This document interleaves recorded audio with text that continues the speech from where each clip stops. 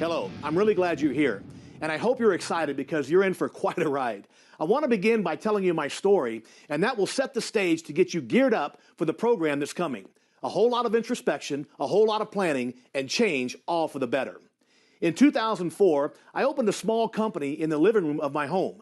Within 60 months, that company was selected by Inc. magazine as one of the fastest growing small companies in America. That same year, in 2009, I published my first book, The Upside of Fear. The book changed the course of my destiny. At the time, I didn't consider myself a writer. I was an entrepreneur, a business owner.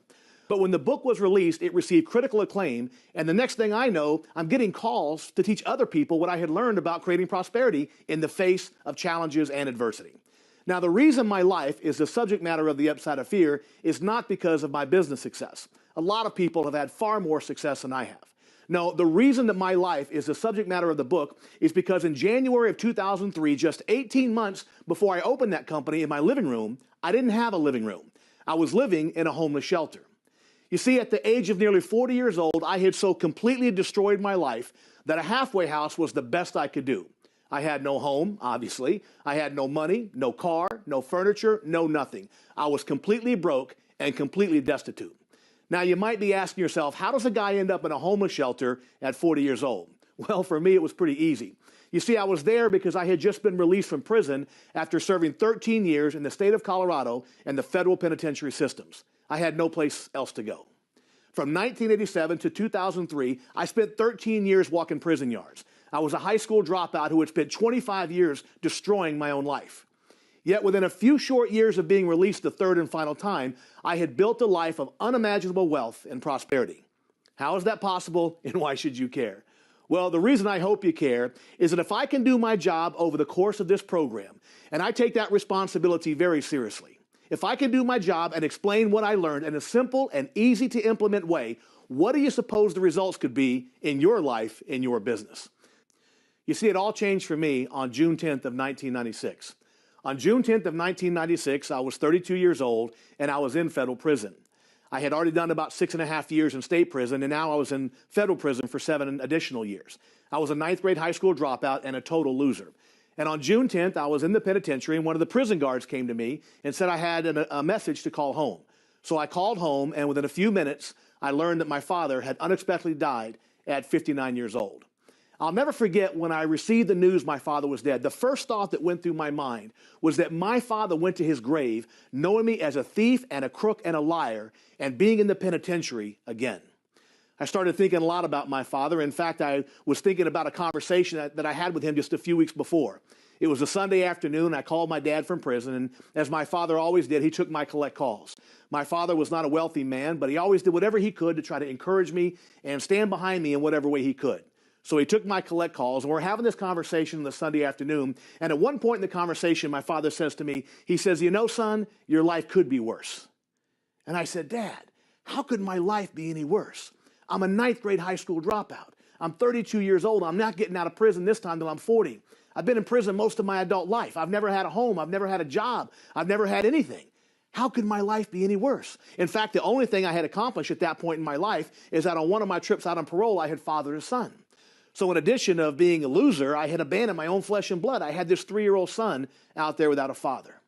So, Dad, how could my life be any worse? And my dad said to me the words that changed my life. He said, "Son, you're still breathing. And as long as you're breathing, you have a shot to change your life."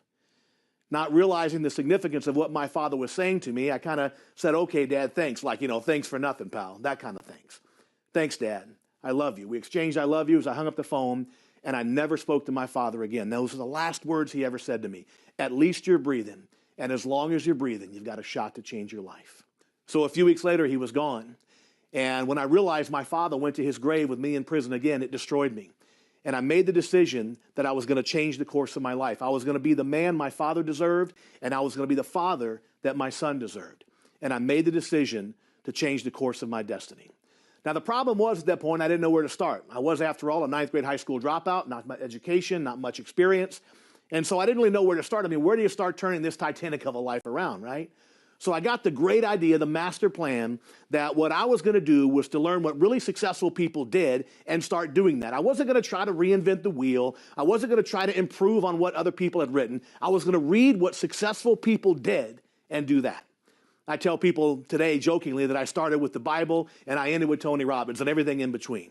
The reality is I began to study what really successful people do, and I began to do that instead of the things I had been doing.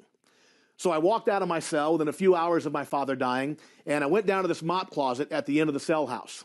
In that little room, that mop closet, was a cardboard box full of books. And I started going through that box looking for something that might attract my attention, something that might jump out at me. And I saw a book called The 7 Habits of Highly Effective People, written by Dr. Stephen R. Covey. Now, at that time, there was no way I could have known that many years later, Dr. Covey would become a friend and a mentor. I would have a chance to work with him and that he would endorse my own books. No, at that time, I was just a lonely, scared convict, searching for some answers, searching for the key to prosperity and success. So I took the book back to my cell and I read it, and then I reread it.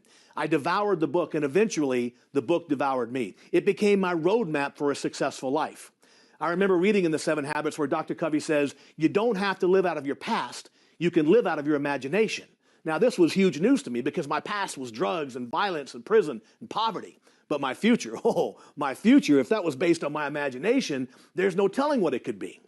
So I began to make these changes. I began to read and to understand that I could change my life if I changed my thoughts. I remember reading a quote from Friedrich Nietzsche. Nietzsche said, we attract that which we fear. And I remember the first time I read that, I thought, why would I attract things I fear? It didn't make sense to me. Why would I attract things into my life that I don't want? So I kind of dismissed it. A few months later, I'm flipping through the Bible. I come across a scripture in Job. Job says, Father, that which I have feared has come upon me. And I thought, wow, you got Job on one hand, who's a godly man. On the other hand, you got Nietzsche, who's an atheist, separated by philosophy, theology, and thousands of years, and they're saying the same thing. We attract that which we fear. That which I have feared has come upon me. So I started thinking. In fact, I call it now, I started thinking about what I think about. What do I fear? I remember reading in Man's Search for Meaning, Viktor Frankl said, fear may come true. So I started thinking, what do I fear the most? So I sat down at the little desk in my prison cell. I got a sheet of paper and a pencil, and I started writing out what I feared most. And you know what it was? I feared living and dying in the penitentiary system. I feared being broke and homeless the rest of my life. I feared never being a father to my son, never knowing my son, never having the love of a wonderful woman, never having a family. Those are my greatest fears. And what had I attracted into my life? My life in that cell was a perfect reflection of my greatest fears. And it occurred to me one day that all the chaos, all the fear, all the anxiety and angst in my brain was getting out and showing up in my life.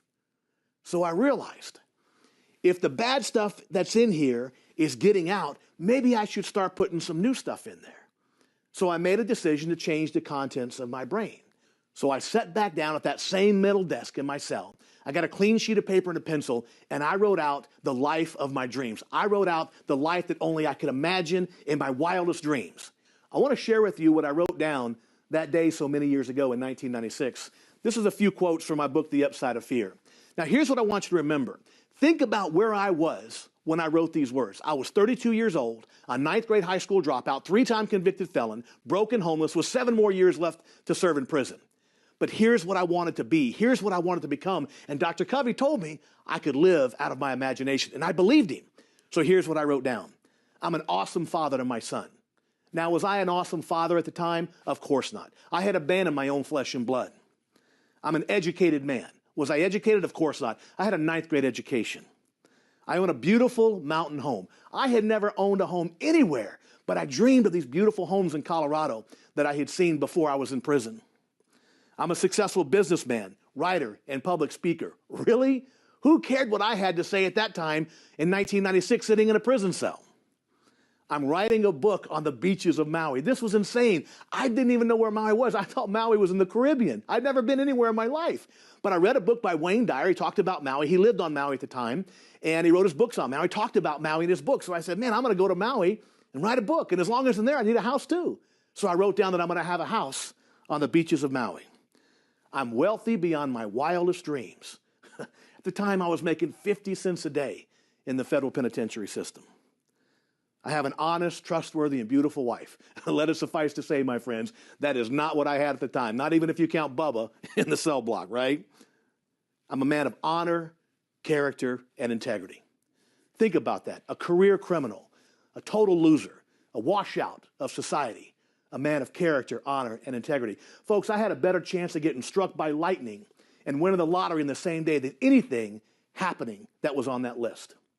But I wrote it down, and I stuck it to the wall of my cell with toothpaste. And for the next 7 years, every morning when I got up, I would read that list. Every night before I went to bed, I would read that list. I would imagine what it would be like to have that life, to be that man, to be that father. And over the course of 7 years, my mind began to change. I didn't understand the neuropsychology behind it at that time, which we'll talk about in this program. At that time, I just knew it made me feel better. It made me feel confident. It made me feel happy and excited that maybe, just maybe, if I changed the wiring up here, if I thought about different things, that I could have different things. And I devoted myself to living that list. That became my roadmap for life. That was my personal constitution. And every single day I would study it, meditate it, read on it. Little by little, my brain began to change. Eventually, my thoughts changed. And when I changed my thoughts, I changed my emotions. When I changed the way I felt, I changed the way I acted. And when I changed the way I acted, I changed my results. It's not rocket science. It is brain science, but it's not rocket science. 7 years later, I walked out of the penitentiary. And within a few short years, everything on this list had come to pass.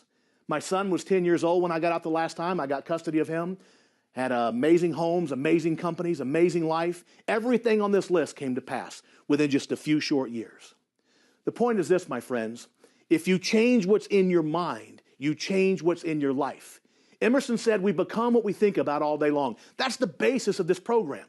The basis of the program is that if I can change what's going on in here, I can change what's going on out here. But I have to be willing to think about what's in here. What do I really want in my life? What do I have to do? How do I stay focused?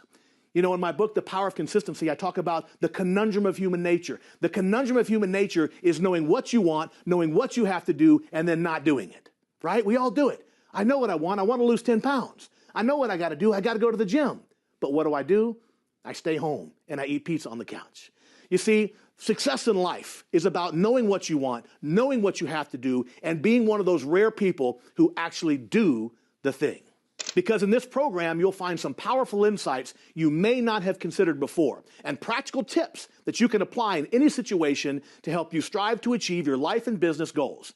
It may be that you're living your life on autopilot, and you're capable of doing a lot more. Like everyone, you know what you should do, but you know you don't do it all the time. We humans have a natural tendency to resist change, and like water, when we face obstacles, we'll often revert to the path of least resistance.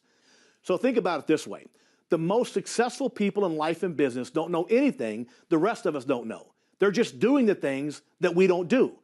You've got to ask yourself, how badly do you want the life of your dreams? And what are you willing to change? What are you willing to do? What are you willing to give up in order to get it?